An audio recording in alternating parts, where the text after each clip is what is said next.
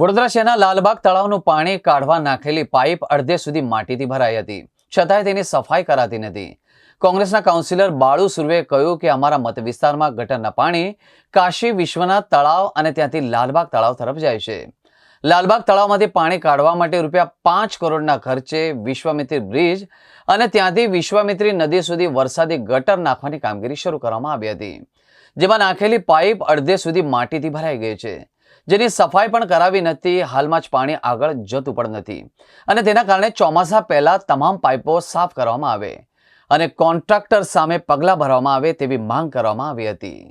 આજે સામાન્ય સભામાં અમે એ જ રજૂઆત કરી કે અમારા વિસ્તારમાં જ્યારે વડોદરા શહેરમાં પ્રતાપ સરોવર હોય, આજવા સરોવર હોય, વિશ્વામિત્રી હોય, વડોદરા શહેરના તમામ વરસાદી ગટરોની કામગીરી ફૂલ જોરથી કરતા હોય, ત્યારે અમારા વિસ્તારમાં જે કાશી વિશ્વનાથ તળાવ હોય, લાલબાગ તળાવ હોય, છલોછલ ગટરના ગંદા પાણીથી બારોમાસ ભરેલો હોય, એની કોઈ કામગીરી કરવામાં નથી આવતી ને જે કામ અમે લાલબાગ વારંવાર રજૂઆત કરવા પછી લાલબાગથી વિશ્વામિત્રી નદી સુધી 1200ના મોટા ભૂંગળા નાખીને પાણીનું નિકાલ થાય એના લીધે કામ મંજૂર કરવામાં આવ્યું.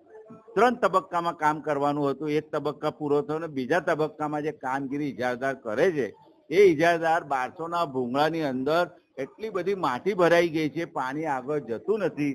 ચોમાસું સામે આવી રહ્યું છે, વરસાદની તૈયારી છે અને એ ઇજારદારની અમે વારંવાર રજૂઆતો કરી, કમિશનરશ્રીને પત્ર લખ્યા, તો પણ એવા ઇજારદારને કોઈ જાતની નોટિસ આપવામાં નથી આવતી.